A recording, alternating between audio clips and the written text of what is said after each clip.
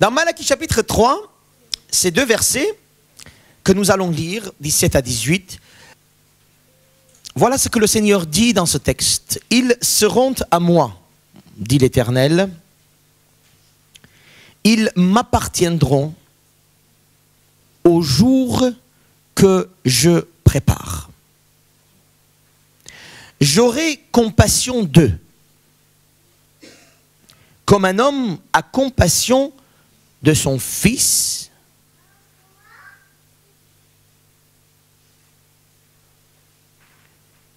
Et là, le verset ne s'arrête pas là. De son fils qui le sert.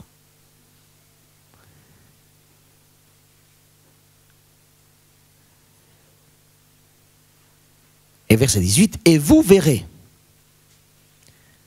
donc le jour J, hein, vous verrez de nouveau la différence. Dites le mot différence. Différence. Voir la différence. Vous verrez la différence entre le juste et le méchant.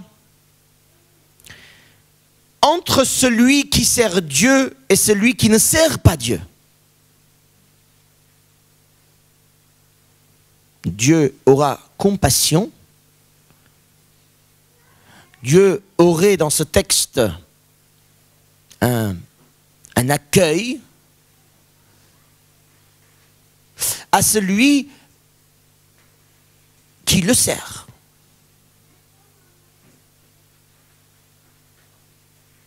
Et les autres.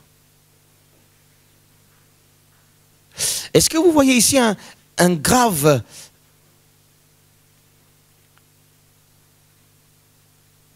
illusion? Vous savez ce que ça veut dire une illusion?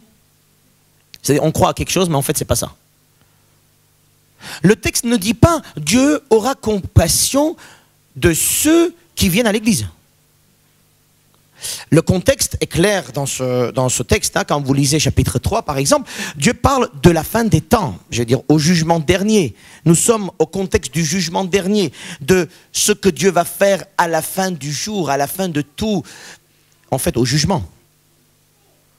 Et ce jugement dernier peut être aussi ton jugement quand dans quelques minutes, en tout cas j'espère pas pour toi, mais peut-être ça peut arriver, tu perds ta vie.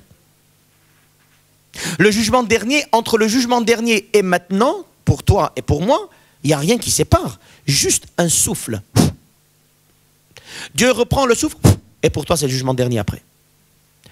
Je précise parce que beaucoup de gens pensent qu'après la mort et avant le jugement, il pourrait y avoir une seconde chance. Hérésie totale, fausse doctrine. Il n'y a pas une deuxième chance. Il n'y aura jamais une deuxième chance. Il y aura aujourd'hui qui est pour toi encore une grâce, voilà ta chance. Et peut-être dans quelques minutes, il n'y aura plus. Et pour le Seigneur ici, ce jugement dernier qui est pour nous tous, Dieu dit, ce jour-là, j'aurai compassion. Ils seront à moi, ils m'appartiendront. Mais qui? Mes fils. Ah. Mais mes fils, comment? Qui sont les fils dans ce texte? Ceux qui le servent. Et il est encore plus étonnant quand nous voyons que Dieu dit il y a le juste et il y a le méchant. Ça on savait, n'est-ce pas? Oui, on sait qu'au jugement dernier, il y aura le juste et il y a le méchant. Par contre, les critères que nous donnons au juste et au méchant, ce n'est pas le même critère que Dieu donne. Nous, on pense que les justes, ce sont ceux qui ont dit « Oh, alléluia, Jésus, oh Jésus, Jésus, oh la vie d'église, Jésus, oh Jésus. » Voilà. Pour Dieu, ce n'est pas du tout ça. Hein. Pour Dieu, il dit celui qui me sert est le juste. Et le méchant, c'est celui qui ne me sert pas. Le méchant, ce n'est pas le voleur. Ce n'est pas celui qui vient de violer une petite fille de 5 ans derrière. Le méchant, ce n'est pas celui qui vient tuer ou qui vient faire ça, qui vient faire ci, selon nos critères à nous. Ou le méchant, ce n'est pas ton voisin qui est Dieu et qui insulte Dieu. Non. Pour Dieu, le méchant, c'est celui qui ne sert pas Dieu. Et du coup, quand il ne sert pas Dieu, c'est normal qu'il va aller tuer, qu'il va voler, qu'il va dire des mauvaises choses, et même qu'il va venir à l'église. Et qu'il va même peut-être dire qu'il est croyant, mais qui ne sert pas Dieu. Vous verrez la différence. Vous verrez la différence entre celui qui me sert et entre celui qui ne me sert pas. Clair, net, alléluia. Il part du dernier jour, c'est vrai. Mais je vais vous dire, mes frères et mes sœurs, nous voyons déjà. Et de plus en plus, quand nous voyons autour de nous le monde, comment il rentre dans la dépravation, regardez ce qui se prépare pour nous comme des lois. Dans quelques jours, il va y avoir la loi, le mariage pour tous, soi-disant. J'ai pas honte de dire que cette loi n'est pas de Dieu. Et peut-être que il y en a qui vont regarder par internet, ils vont m'emmener en prison peut-être, mais je m'en fiche. La loi de mariage pour tous n'est pas de Dieu. Et de plus en plus, nous voyons ce genre de choses, et de plus en plus, nous allons dire, oh ben écoute pasteur, combien il y a l'amour, hein. J'ai vu une émission il y a longtemps, il y a une fille de 18 ans, on lui demande, il dit, alors mariage pour tous. Et il dit, mais écoutez, hein, l'amour prime. Laissez les gens tranquilles. Mais on les laisse tranquilles, alléluia, qu'ils fassent ce qu'ils veulent. Hein. Moi, je vais interdire personne à faire quoi que ce soit. Ce n'est pas mon problème. Je ne suis pas ni président de la République, ni quoi que ce soit. Mais moi, en tant qu'homme de Dieu, en tant que quelqu'un qui lit la parole de Dieu, je peux dire, écoutez, là, il y a quand même quelque chose qui ne va pas. La différence se voit. Et de plus en plus, vous allez voir la différence. Nous allons voir la différence, même entre les chrétiens. Même entre les chrétiens qui se disent chrétiens, nous allons voir la différence entre celui qui est selon le cœur de Dieu, entre celui qui fait semblant d'être selon le cœur de Dieu. La Bible nous dit, vous allez voir la différence. Et moi je dis, Seigneur, merci, parce que nous commençons déjà à voir la différence. Je n'ai pas besoin de voir le dernier jour pour voir la différence. La différence se voit dès maintenant. Et l'illusion que je disais tout à l'heure, mes frères et sœurs, c'est l'illusion de penser que nous sommes des chrétiens et cela suffit. De penser que nous aimons Dieu, en tout cas. Aimer, je ne sais pas. Parce que moi, aimer, c'est un mot, si on ne le traduit pas selon les critères bibliques, pour moi, ce n'est pas aimer. Voilà. Tu peux dire que tu aimes, si tu veux, mais ce n'est pas critère biblique. Pour moi, aimer, c'est ce que la Bible nous enseigne sur l'amour. Amen. Il y a beaucoup qui vont venir nous dire, je crois en Dieu, je crois en Jésus, je connais la Bible, je peux transférer des trucs, je peux parler, je peux prêcher, je peux même servir. Ah oui? Il y en a qu'on a vu qui servent. Hein? On en voit beaucoup. Hein? Il y a des pasteurs qui servent Dieu, soi-disant, mais quand vous voyez leur vie à côté, tu te poses des questions. Hein? Oui ou non? Je ne sais pas pour vous, mais moi j'en ai vu des pasteurs. Hein?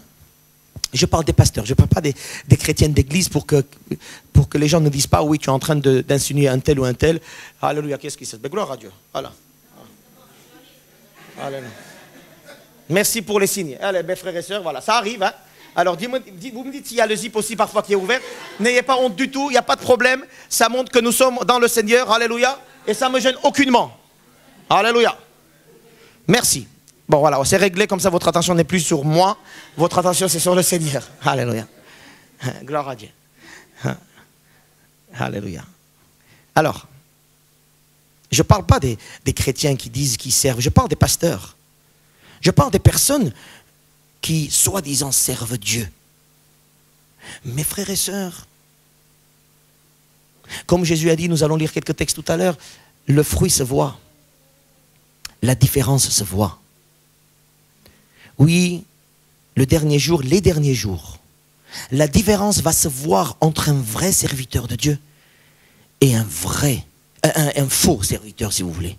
J'allais dire un vrai menteur, mais je dirais un faux serviteur, ça va plus. Mais la différence ne va pas se voir par l'action. Par l'action, vous savez, j'ai trouvé il n'y a pas longtemps que quelqu'un peut me paraître un super spirituel. Par l'action, par la façon, par la parole. Mais quand tu rentres un petit peu dans le cœur, là tu dis un problème entre le cœur et l'action. En fait, la différence va se voir d'abord dans le cœur, par Dieu. Et l'abondance du cœur, ça va sortir d'un jour ou l'autre. La différence se voit et va se voir la différence. Et le texte nous dit que les derniers jours, on va voir, vous allez voir la différence entre celui qui me sert vraiment, qui me sert avec son cœur, et entre celui qui me sert et celui qui fait semblant. Fait semblant. Je vais vous dire tout à l'heure, qu'est-ce que ça veut dire servir Dieu? Vous voulez savoir? Alléluia. Mais d'abord, je suis en train de vous poser cette base de la dualité. Dualité, vous savez ce que ça veut dire? Donc deux côtés, hein, on va dire, allez, deux groupes. Il y a deux groupes.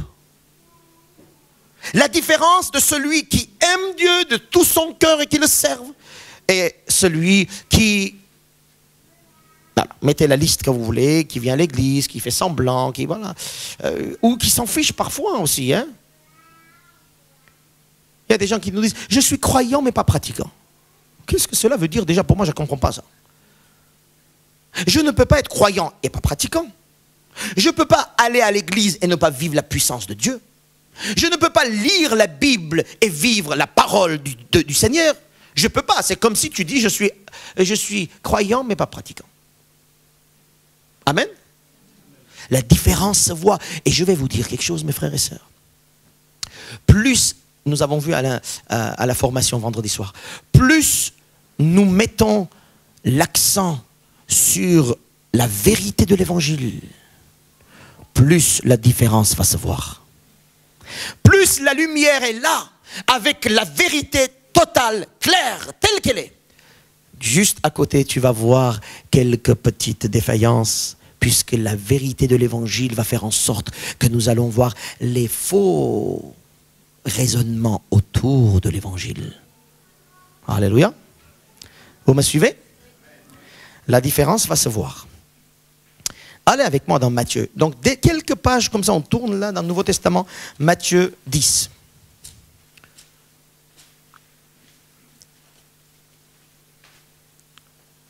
Matthieu 10, verset à partir de 34.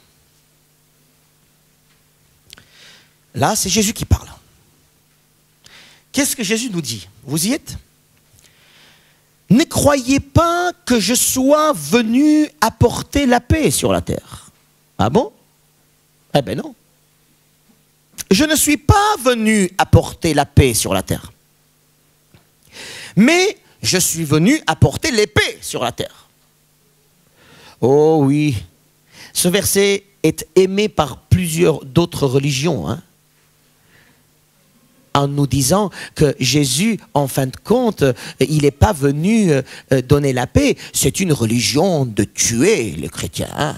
Le christianisme, regardez, Jésus dit, je suis venu apporter la paix. Alors dans la main de Jésus-Christ, il a l'épée. Voilà, quelques religions vont se régaler sur ce verset-là. Il suffit de lire un peu la Bible pour savoir que... un petit peu quelques versets pour comprendre ce que Jésus veut dire par l'épée. Donc je suis venu apporter l'épée car je suis venu mettre la division. L'épée, c'est pourquoi? Division. Entre l'homme et son père, entre la fille et sa mère, entre la belle-fille et sa belle-mère. Et l'homme aura pour ennemi les gens de sa maison. Celui qui aime son père ou sa mère plus que moi n'est pas digne de moi. Et celui qui aime son fils ou sa fille plus que moi n'est pas digne de moi. Les parents, écoutez-moi bien ça, hein? Celui qui aime son fils et sa fille plus que moi n'est pas digne de moi. Celui qui ne prend pas sa croix et ne me suit pas n'est pas digne de moi. Celui qui conservera sa vie la perdra. Et celui qui perdra sa vie à cause de moi la conservera. Mes frères et mes sœurs, vous verrez la différence. Vous verrez la différence entre un vrai et entre un faux. Comment vous allez voir? Quand vous exercez les mêmes priorités de Jésus. Les mêmes priorités. Celui qui ne porte pas sa croix et qui ne me suit pas n'est pas digne de moi. C'est quoi porter sa croix et suivre? Vous savez c'est quoi? C'est très simple. Jésus est venu pourquoi, à votre avis? Il n'y a pas de piège, dites-moi. Pour monter à la croix. Jésus est venu avec la priorité de la croix.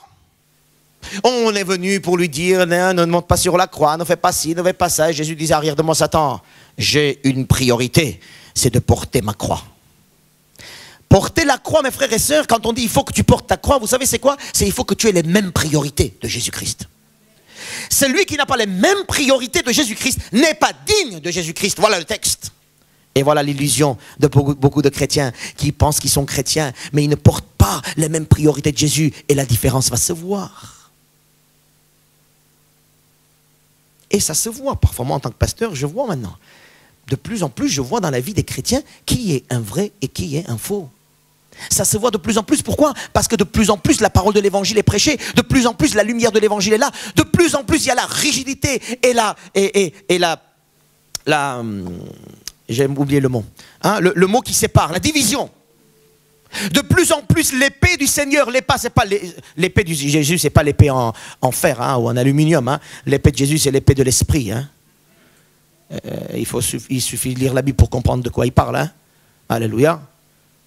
Amen. Donc Jésus, de plus en plus, l'esprit entre quelque part. Il y a une division là. Il y a une division avec tous tes idoles. Les idoles de certains vont être leurs femmes, les idoles de l'autre ça va être leur père, les idoles de l'autre ça va être les enfants, les idoles de l'autre ça va être l'argent, les idoles de l'autre ça va être l'église, les idoles de l'autre ça va être n'importe. Jésus dit, celui qui préfère d'autres que moi n'est pas digne de moi.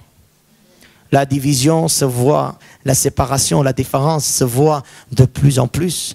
Plus tu fais pénétrer l'esprit dans ton cœur, plus il va y avoir la séparation. Mais attention, il n'est pas dit ici, il y en a beaucoup qui disent, eh bien t'as vu pasteur, il est dit que je dois me séparer de ma femme. Sinon, je ne serai pas avec Jésus. Il y a quelqu'un qui vient me dire il n'y a pas longtemps, il me dit, si je reste avec mon mari, je ne pourrai pas être avec Jésus. Ah oui, comment tu dis ça? Eh bien, regarde la Bible. Ah oui, quel verset s'il te plaît? Je ne savais pas ça. D'où ça sort? Le verset, c'est là. Celui qui ne sépare pas avec les autres n'est pas digne de moi. Aïe, aïe, pauvres gens. Comment on peut interpréter des textes bibliques? Alors que Jésus a dit que personne ne se sépare, ou d'autres versets encore, où Jésus nous donne le cœur. Et là, ici, la séparation, ça veut dire quoi? Ça veut dire de mari et de femme, c'est-à-dire ne te comporte pas avec tes maris, avec tes femmes, avec tes enfants, avec ta maman, ton papa. Ne te comporte pas selon tes traditions à toi, ou tes principes. Comporte-toi avec mon épée. La séparation, la différence, c'est que ça va se voir comment tu te comportais avant selon tes principes, et comment tu te comportes maintenant selon mon cœur. Celui qui ne cherche pas le cœur de Jésus n'est pas digne de Jésus. Celui qui ne cherche pas la priorité de Jésus n'est pas digne de Jésus. Et cela se voit, ça va se voir. De toute façon, tu peux cacher maintenant. Hein. Demain aussi, tu peux cacher. Le lendemain aussi, tu peux cacher. Mais ça se voit. En tout cas, si ça ne se voit pas ici sur cette terre, au jugement dernier, la différence se verra. Oh, s'il te plaît, mon frère et ma sœur, repens-toi. S'il te plaît, mon frère, ma sœur, avant que la différence soit plus aggravante pour toi, repens-toi et entre dans la priorité du Seigneur, étant un serviteur de Dieu selon le cœur de Dieu.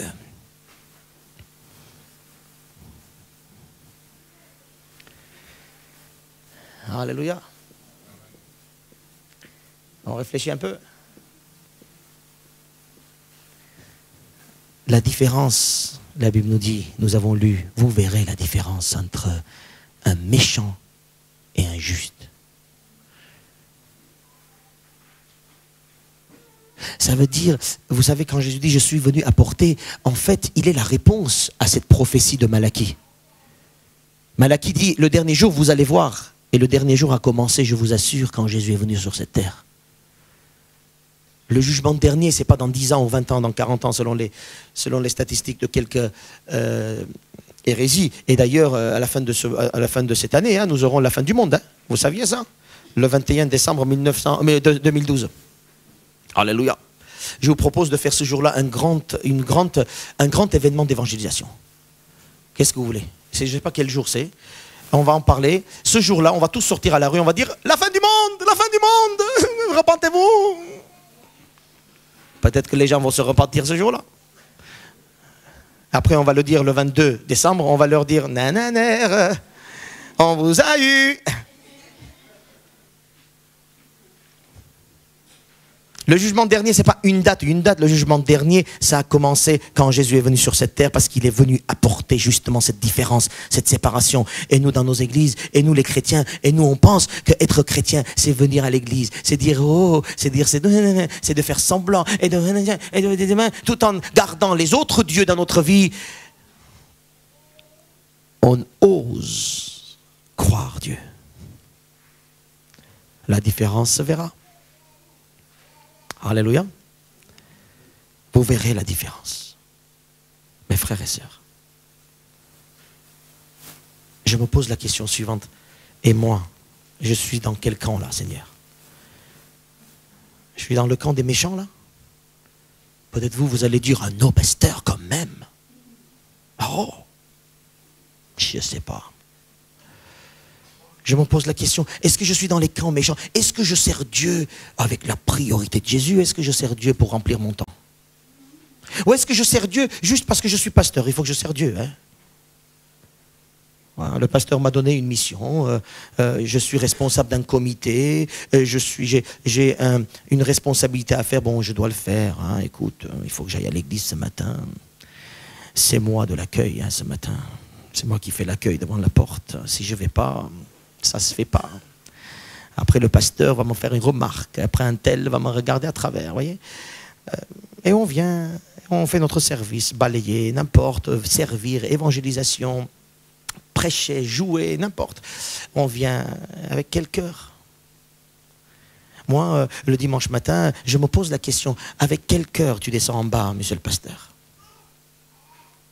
Avec quelle priorité tu vas ouvrir ta Bible et prêcher à ces gens qui le Seigneur te donnera? Quelle est la priorité de ton cœur? Avec quel cœur je viens à l'église? Servir Dieu, c'est tout ça. Hein?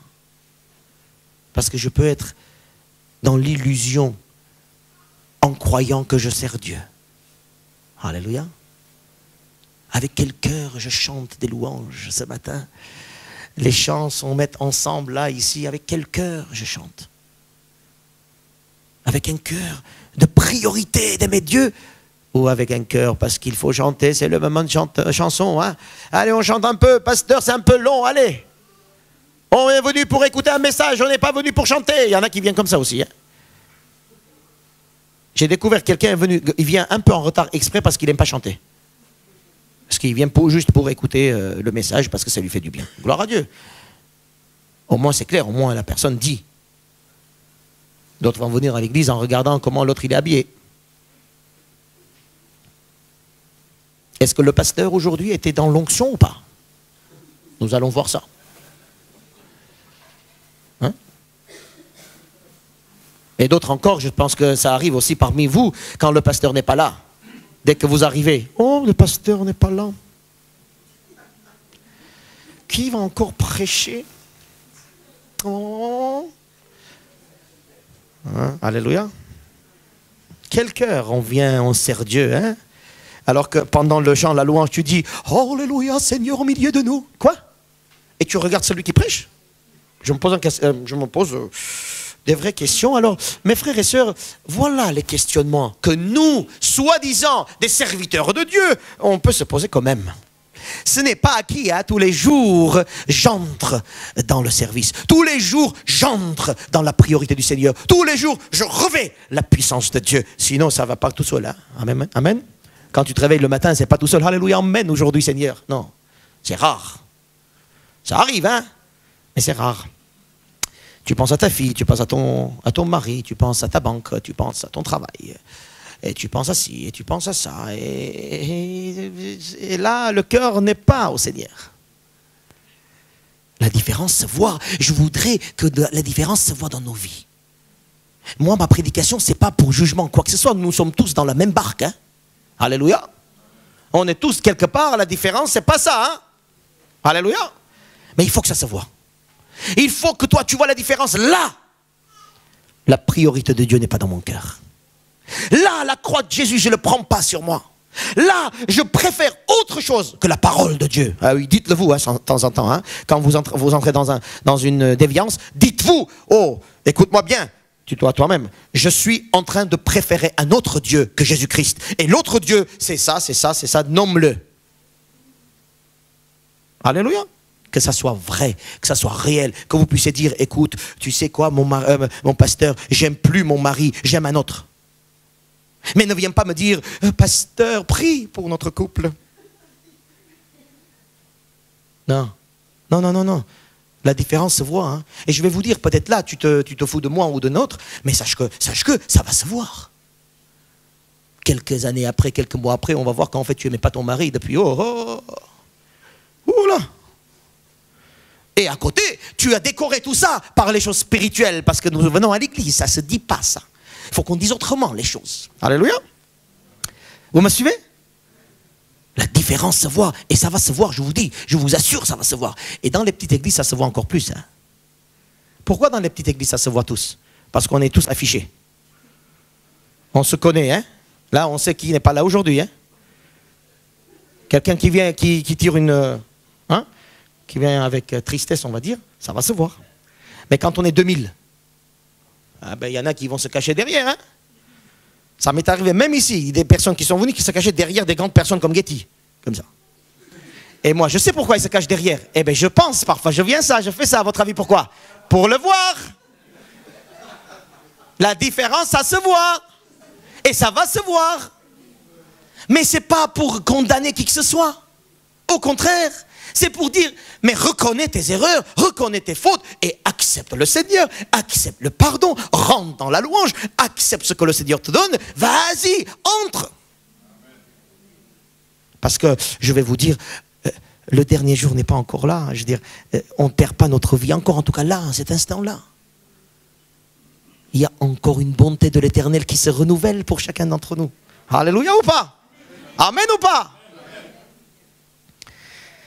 La question que je vous pose, et je voudrais qu'on étudie très vite. Dans Jacques chapitre 5, qui est celui qui sert Dieu? Voilà la question que je me pose. Ça vous intéresse ou pas? Qui est celui qui sert Dieu? Voilà. Posons la question. Parce que la Bible nous dit que Dieu va avoir compassion de ses fils qui le servent. Alors qui sont ces fils-là qui le servent? Ou les filles, hein? Amen, on ne met pas dehors les femmes. Hein? Alléluia.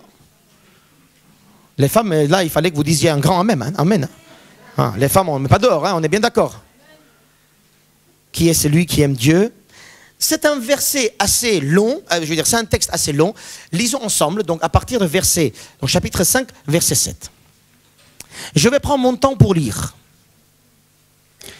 Suivez sur vos Bibles. Peut-être vous allez dire, je ne vois pas de rapport avec ce que vous dites, pasteur, mais bon, c'est pas grave. Le rapport, vous allez voir tout à l'heure. Alléluia. Juste prenez ce que le texte nous dit. Jacques est en train de parler aux gens d'église, comme nous, qui ont des hauts et des bas, des difficultés. Dans l'église, il y avait des jeunes, il y avait des ados, il y avait des enfants, il y avait des vieillards, des priorités différentes. Je vous assure, ici, il y a des ados, tu leur poses la question, qu'est-ce qui t'intrigue? Il y en a qui vont dire, ben, rien, tout va bien, parce qu'ils ne voient pas les difficultés, peut-être, gloire à Dieu. Mais d'autres, ils vont sortir des priorités ou des soucis, tu vas dire, oh, c'est rien. Jacques chapitre 5, verset 17. Soyez frères et sœurs donc patients, jusqu'à l'avènement du Seigneur.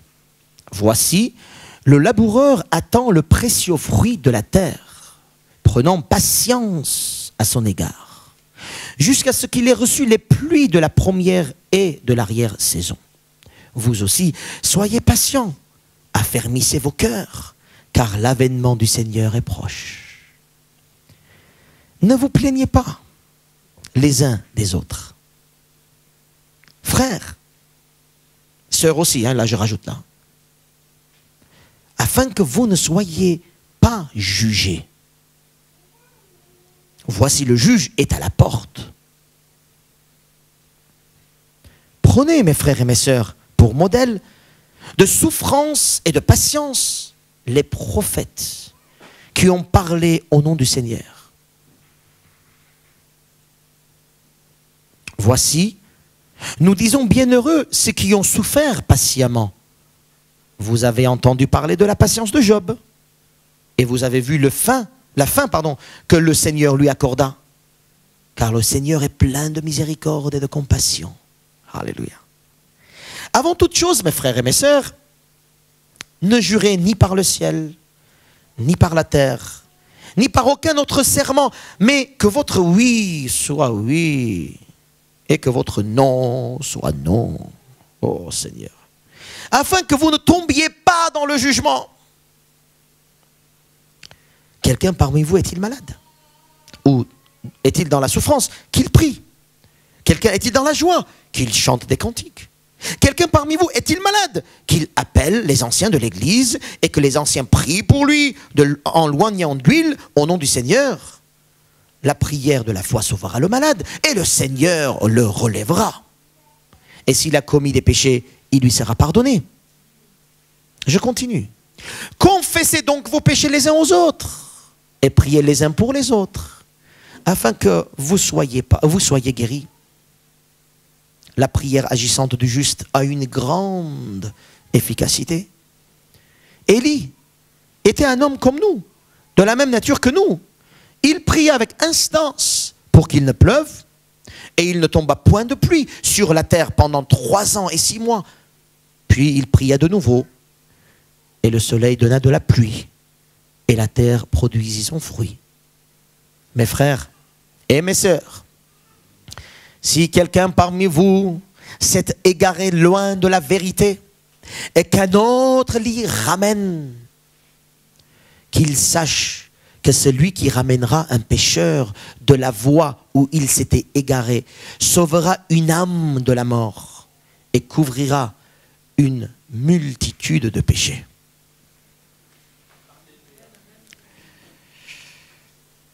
Oh, il est bon ce texte. En tant que pasteur, j'aime bien ce texte. Parce que c'est dans ces points-là, je trouve quelques difficultés dans l'Église. Et dans les églises. La différence se voit entre quelqu'un qui marche selon le cœur de Dieu, la priorité de Dieu, et celui qui marche selon les principes de ce monde. Ici, je vois 1, 2, 3, 4, 5, 6 différences dans ce texte. Vous voulez qu'on en parle? Vite fait. La première différence. Celui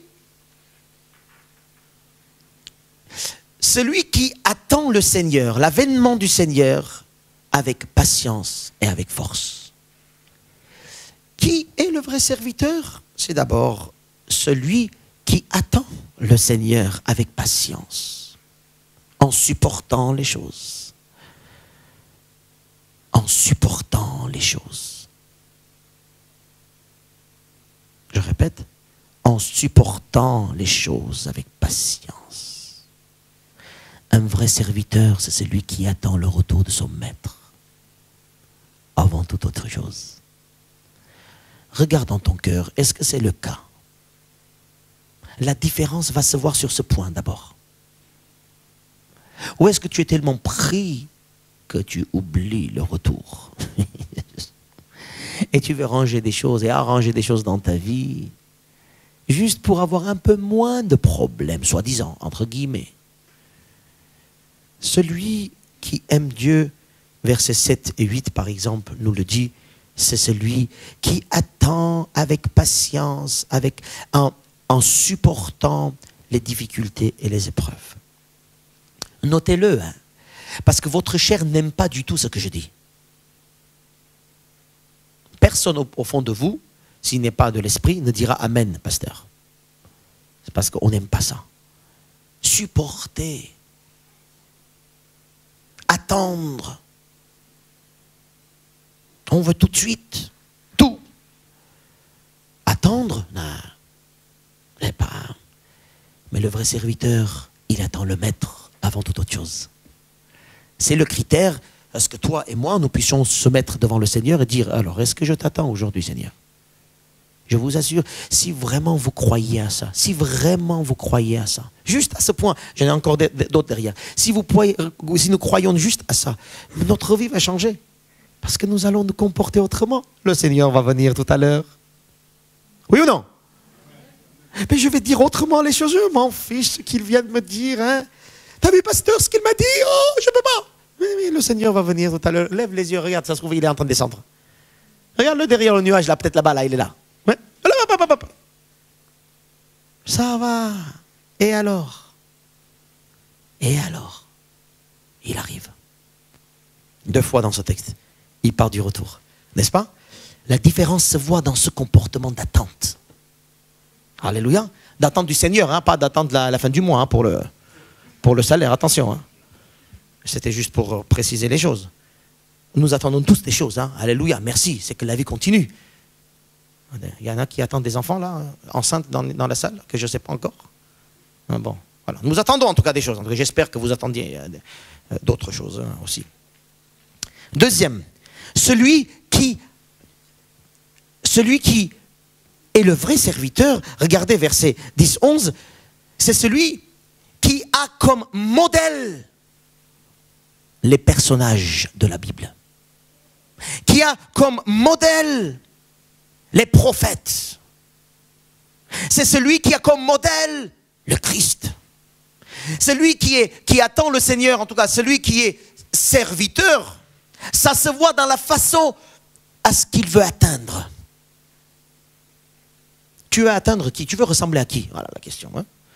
Oh, je veux ressembler à l'autre. T'as vu? Il a ça, il a ça, il a ça, il a ça. Si j'avais ça, si j'avais ci. Et les ados aussi, hein, parfois. Hein, les ados, on va faire la coiffure pour ressembler à un tel, et puis on va s'habiller pour ressembler à d'autres. Et puis parfois les adultes, hein, je vais m'habiller pour que l'autre voit aussi. J'ai aussi hein, ces choses-là à la maison. Hein. Par exemple, qui est ton modèle? Le vrai serviteur de Dieu, là où ça va se voir, quand on va voir que lui, il prend modèle sur le Christ, mort, ressuscité. Son modèle, c'est le Christ. Jésus a dit, ressemblez-moi. Hein. Paul a dit, moi, imitez-moi, moi j'imite le Christ. Hein. Le modèle. Et il dit dans ce texte, ayez comme modèle les prophètes. C'est pas parce que eux, ils étaient super bons. Hein. Regardez tous les prophètes qui sont chutés aussi, comme toi et comme moi. Le modèle, c'est de regarder, être un vrai serviteur, c'est de regarder le modèle. À qui tu veux ressembler? Ça, c'est tout un thème. Hein. À qui tu veux ressembler? Tu veux être une femme comment? Un homme comment? Tu veux être comment? Ressembler à qui? La différence va se voir. Hein. On va se ressembler, on va être comme celui qu'on rêve d'être. Vous me suivez, ça? Hein? Vous regardez des films et des émissions télé, là. Plutôt des films amoureux. Allez, je vais prendre cet exemple, ça va parler à nous tous. Des films où le héros, il est super. Alors, il y a des films indiens, il y a des films... ah oui, voilà, il y a un cœur qui vient parler. Alléluia. Un film indien, il y a des films... il y a des films comment dire, de la guerre, ou il y a des films où le héros, il est super. Hein? Moi, je savais, moi, j'aimais beaucoup Steve Austin. Vous savez qui c'est Steve Austin? Il y a très longtemps, les enfants ne savent pas. Steve Austin, voilà, c'est le 6 milliards, hein, qui valait 6 milliards, le gars. Hein? Alléluia. Et moi, je vais vous dire quelque chose. À chaque fois que le film était fini, je me mettais une veste comme lui et je courais dans la maison. En confession directe. Et oui, je voulais ressembler à lui et je sautais. Voilà. Et un jour, je me suis ouvert ici derrière parce que j'ai sauté de 4 mètres. En fait, il y avait l'escalier, je pensais que l'escalier était là, mais il n'y avait pas. En fait, j'ai sauté et tac, dans le vent, le lavabo est cassé et le truc est ouvert, je vous ai dit, voilà. Parce que Steve Austin, il saute. Et oui. Tu regardes des films, tu veux ressembler au héros. Hein? Tu regardes des émissions, là. Hein? Tu dis, oh là là, lui, je vais être comme lui. Ah, c'est bien, regarde, et tout ça. Et les films indiens pour les amoureux. Hein, par exemple, il m'a tenu la main. Voilà. Et puis si ton mari, il ne tient pas la main comme l'autre dans le film, tu dis à ton mari, t'es pas bon. Tu m'as pas tenu la main comme l'autre. Etc., ainsi de suite. Et puis dans les films américains, mon modèle, c'est qui? Mon modèle, c'est qui? Mon modèle? Ou les chrétiens, je vous dis à nous, c'est qui notre modèle? Notre modèle, c'est pas un tel ou un tel. Notre modèle, c'est Jésus-Christ lui-même. Alors, le vrai chrétien qui est dans cette dynamique de servir Dieu, c'est celui qui va chercher son modèle. Eh oui, dans les églises, ils vont aller dans les églises et vont chercher le modèle, pas le pasteur. Hein? J'espère que votre modèle n'est pas le pasteur, j'espère que votre modèle n'est pas un tel ou un tel, votre modèle c'est le Christ. Alléluia. Troisième chose, celui où la différence va se voir, c'est celui qui sait où il va et qui a une conviction dans son quotidien. Quand le verset 12, il dit que votre oui soit oui, oui, et votre non soit non. C'est qui ça? C'est des gens qui savent qui ils sont et où ils vont. Avec une conviction. Ce n'est pas des gens, aujourd'hui il fait beau, je dis oui. Demain il fait noir, je dis non. Après demain il pleut, je dis ouais peut-être. Et puis voilà. Et parfois tu dis à un tel, est-ce que tu veux faire ça? Il dit oui. Après il dit non. Et d'autres comme il dit non. Après il dit oui. On peut changer d'avis, il n'y a que des bêtes qui ne changent pas d'avis. Alléluia, merci Seigneur. On peut changer d'avis. Mais ici le texte c'est la conviction. Moi, je suis serviteur de Dieu. Et quand je veux ressembler à Jésus-Christ, son oui est oui. Imaginez Jésus sur la croix, quand le premier clou entre, il dit, oh, après tout, oh non, non, ça fait mal là, non, non, Père, je t'en prie, non, non, mon ami, trouve-moi quelqu'un d'autre. Hein? Il y a une religion qui a dit, hein, Jésus, il a changé d'avis sur la croix. Il a changé. Dieu n'a pas changé Jésus, soi-disant, Jésus, il est descendu, il y a quelqu'un d'autre qui est mis à sa place. Quoi, Dieu, il est en train de changer d'avis tout le temps comme ça? Imaginez que le soleil, il dit Dieu, maintenant là, le soleil, allez, on va enlever le soleil. Par exemple, le oui de Dieu est oui, et le non de Dieu c'est non, et nous, les serviteurs de Dieu, parce qu'on va voir la différence entre un vrai serviteur et un faux. On va voir la différence entre un vrai chrétien rempli de l'esprit et non, et le vrai chrétien rempli de l'esprit, c'est dans son quotidien. Oui, c'est oui. Non, c'est non. Ça rentre en jeu toutes nos relations humaines. Ça rentre en jeu nos sérieux social, nos sérieux professionnels, le sérieux là où on est. Ça rentre là-dedans. Mes frères et sœurs, je ne sais pas ce que les patrons disent de vous. Hein. Je ne sais pas ce qu'ils disent de vous. Mais j'aimerais bien savoir. Par exemple, je ne dis pas que ça. Mais ça rentre en jeu. Il faut que ça c'est caractère humain, je parle de vos caractères humains. Mon oui est oui, mon non. Écoute, moi je suis pas d'accord. Voilà, change pas d'avis, c'est fini. Hop. Ou un oui, etc. C'est comme ça. Le Seigneur dit que votre oui soit oui, que votre non soit non. Comme le Christ, vous qui voulez être vrais, des petits Christ, hein, entre guillemets. Alléluia.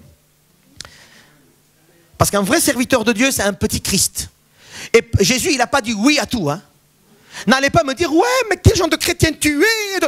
Jésus n'a pas dit oui à tout. Il a donné un ordre. Il a organisé sa vie. Il y a un ordre, il y a une organisation. Il y a oui et il y a non. Il n'y a pas toujours oui. Hein. Parce qu'il y a parfois quand tu dis non à quelqu'un, il dit, quel genre de pasteur tu es? Quelqu'un m'a, il n'y a pas longtemps, hein, quelqu'un m'a insulté. Hein, quel genre de pasteur tu es? Écoute, je ne suis pas un bon pasteur. Hein, c'est pas grave. C'est pas grave. C'est pas ton critère qui me... Je ne suis pas un bon pasteur parce que j'ai dit non. Parce que je ne suis pas allé dans la même direction que la personne. Eh bien oui, je suis désolé. Un petit Christ ne dit pas oui tout. Mais mon oui est selon la Bible et mon non est selon la Bible. Et c'est là qu'il faut que vous vous posez la question aussi. Hein, parce que nous, on aime bien dire non. Hein. L'autre jour, avec ma femme, on était quelque part. Et puis, il y avait une dame qui sortait de la maison. Et puis, elle a pensé qu'on rentrait dans son truc. Elle était comme ça. Elle est prête à dire non. Dès qu'elle voit que mon volant va tourner vers son parking, elle est prête à dire non. D'avance. Et nous, parfois, on est comme ça. D'avance, c'est non. Déjà, quand quelqu'un vous appelle, tu sais qu'il va demander un truc. D'avance, dans ta tête, tu prépares des prétextes sans écouter ce qu'il va dire.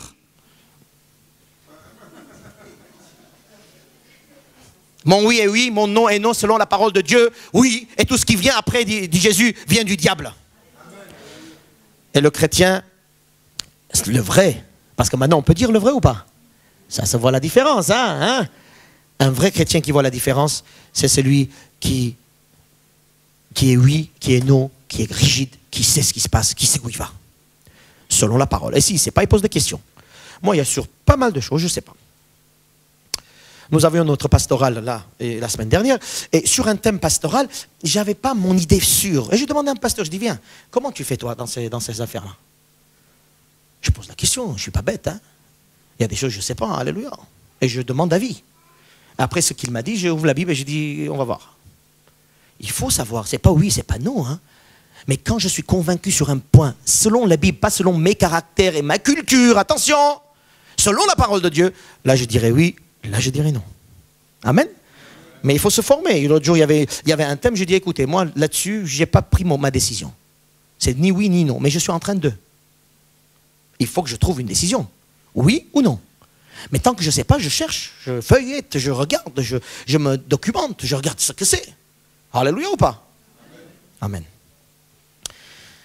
Versets 13 à 16, et je mets l'accent là-dessus et je finis, il parle de l'Église.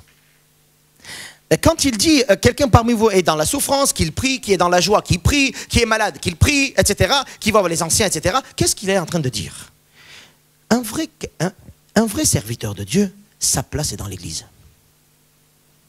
Qu'il soit dans la joie, qu'il soit dans la maladie, qu'il soit dans la souffrance.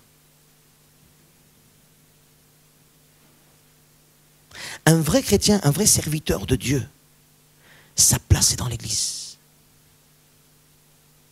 Et malheureusement, ici en France, en tout cas, quand je vois d'autres églises aussi, malheureusement, cette idée-là disparaît dans les cœurs des chrétiens. Ils vont être tellement remplis d'esprit, soi-disant, qu'ils vont dire l'église, c'est là où nous sommes, pas besoin d'aller dans un lieu. Ah oui? Et c'est qui les anciens dans l'église ici, dans ce texte? Si tu n'as pas une vie d'église, si tu n'es pas attaché à une vie d'église, si tu n'as pas reçu que cette église locale, c'est ton église famille spirituelle, si tu n'as pas dit mon pasteur, mes anciens, mes frères, ma famille spirituelle, c'est qui ces anciens? Ce n'est pas les anciens de l'église de voisinage là, c'est l'église locale là, il allait, là il vivait. La différence se voit. Vous savez, vous voulez voir quelqu'un, s'il est vraiment spirituel, regardez sa vie d'église. Regardez comment il parle de son pasteur, comment il parle de ses frères, comment il parle de ses réunions, comment il parle d'un tel, comment il parle. Regardez sa vie. Et c'est là que vous allez voir si c'est un vrai ou si c'est un faux. Et moi, j'ai fait découvert. Hein? On découvre ça, on voit ça. Hein? Spirituel, rempli d'esprit, spirituel, rempli d'esprit. Oh oui, rempli d'esprit. Il n'y a pas longtemps, cet été, on voulait servir, donc cet été, et puis il y a quelqu'un qui a dit, pasteur, je vais venir servir Dieu, je veux servir Dieu, je veux servir les enfants, je suis rempli d'esprit. Le Seigneur m'a donné une vision, vous voyez, des paroles un peu, voilà. Et j'ai appelé son pasteur, parce qu'il n'est pas de notre église. J'ai appelé son pasteur, je lui ai dit, oh copain, il y a une telle qui a dit qu'il veut venir servir avec moi cet été, qu'est-ce que tu en penses? Le pasteur ne parle pas, je dis, allô? Pourquoi tu ne parles pas? Mais comment est-ce qu'elle peut oser de te dire ça? Je dis, ah bon? Mais elle est remplie d'esprit, tout ça. Il dit quoi? Peut-être, il dit.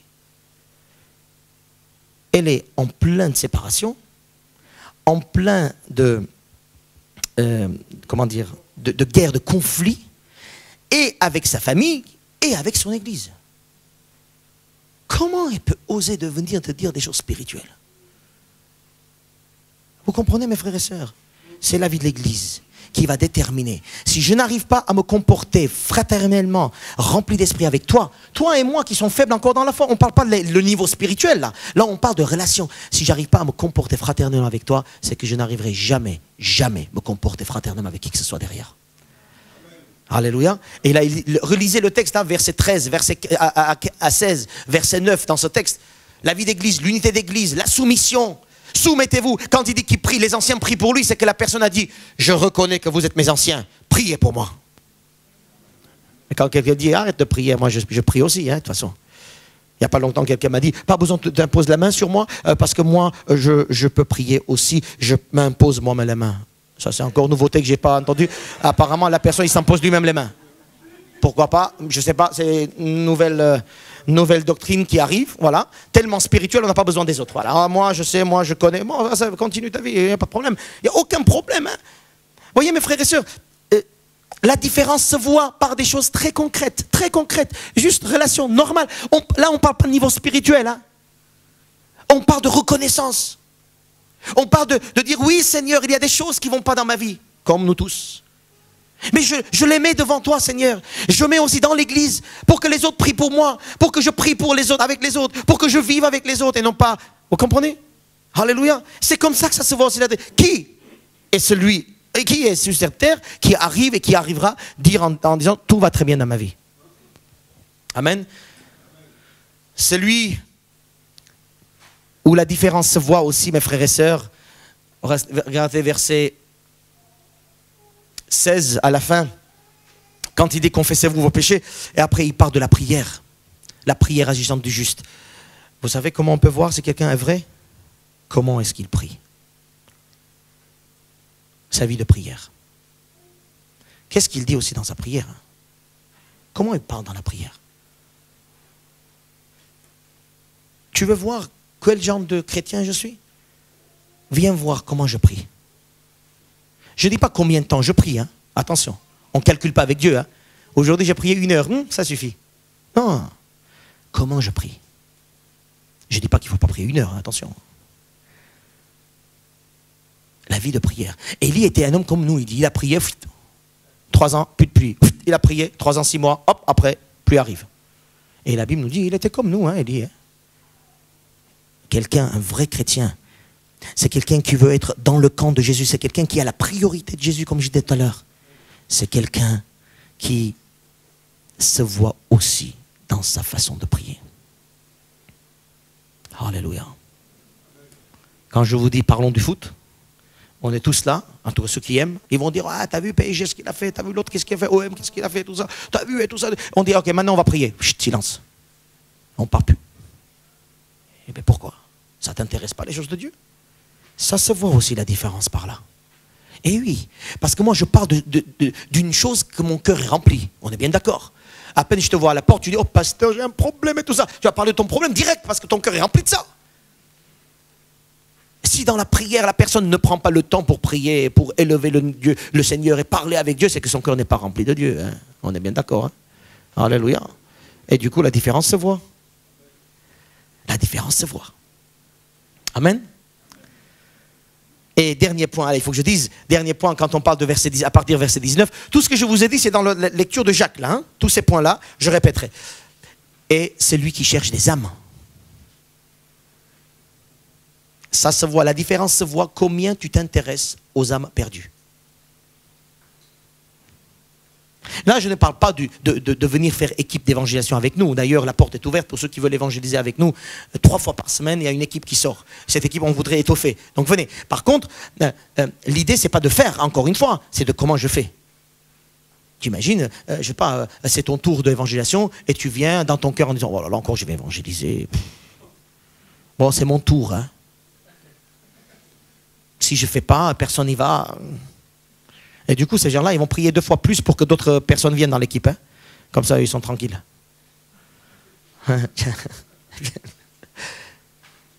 Alléluia. Évangéliser, chercher des âmes. La différence se voit aussi. Dans nos prières, dans la façon de parler. Parfois, il y a des voisins avec qui on a parlé pendant des années et jamais on a parlé du Seigneur. Qu'est-ce qu'on attend? Oh, qu'est-ce qu'on attend? Ça se trouve, il va mourir l'autre là. Combien tu as le souci des âmes perdues autour de toi? La différence se voit. Alléluia. Alléluia. Moi, je voudrais que la différence se voit dans nos vies, mes frères et sœurs, que nous sommes des hommes et des femmes qui aiment Jésus, qui ont la priorité de Jésus, qui commencent avec Jésus, qui finissent avec Jésus, jusqu'à dans la vie éternelle. Alléluia. Nous avons chanté tout à l'heure en disant, Seigneur, là où tu es, oh, prends-nous avec toi. Et Jésus dit, dernier jour, oui, je viendrai vous prendre avec moi, à condition, vous, il faut que ce soit des gens qui sont comme moi, des petits chrétiens. Alléluia. Quand je vais voir Elouse, il faut que je vois en elle petit Jésus. Quand je vois un tel, il faut que je vois en elle petit Jésus. Et quand vous me voyez, il faut que vous voyez en moi petit Jésus. Priorité de Jésus, la croix de Jésus. Alléluia. Et vous verrez la différence entre un juste et un méchant. Quelqu'un qui sert Dieu et quelqu'un qui ne sert pas Dieu. Vous verrez la différence. Nous verrons la différence. Maintenant, c'est à nous de savoir qu'est-ce qu'on veut faire. Dans nos vies d'église, dans notre conviction, dans notre vie de tous les jours, dans notre façon d'attendre Jésus-Christ, dans notre façon de nous comporter à l'extérieur, dans notre façon de prier, dans notre façon d'avoir la foi, dans notre façon d'évangéliser. T'en es où dans tout ça? Est-ce que c'est ça, tes priorités? Ou est-ce que tu veux ranger un peu ta vie avant? tu rangeras toujours ta vie jusqu'à la fin. Alléluia. Il faut servir Dieu. Il faut servir Jésus-Christ. Alléluia. Je vous invite à la prière. Je vous demande de réfléchir. Y a-t-il des points dans ce message où tu as vu que la différence n'était pas bien visible? Est-ce que dans ce message, tu as remarqué que dans ta vie, on n'arrive pas à bien détecter la présence de Jésus dans ta vie, dans ce domaine ou dans ce domaine?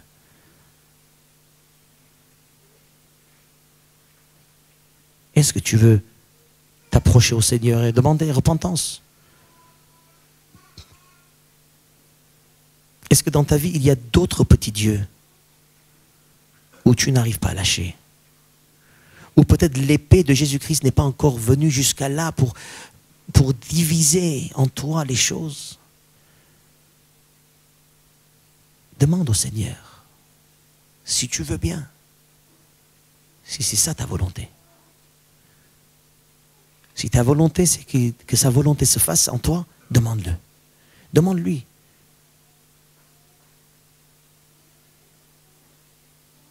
Seigneur, je te remercie. Je te remercie, ta parole est claire. Il n'y a pas d'ambiguïté dans ta parole. C'est nous parfois, Seigneur. Nous vivons notre vie avec des peut-être, avec des pourquoi pas. Parfois même avec des oui, mais. Seigneur, la différence se voit avec ceux qui sont avec toi et ceux qui ne sont pas avec toi. Tu as dit, celui qui ne porte pas la croix et ne me suit pas n'est pas digne de moi. Seigneur, tu vois nos difficultés à suivre avec ta croix.